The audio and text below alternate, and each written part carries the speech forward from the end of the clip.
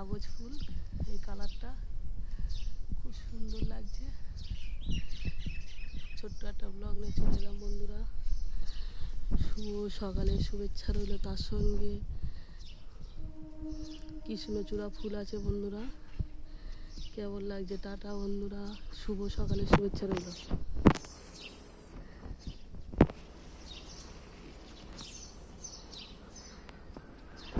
থোকা থোকা ফুল বন্ধুরা, খুব সুন্দর থোকা থোকা ফুল বন্ধুরা।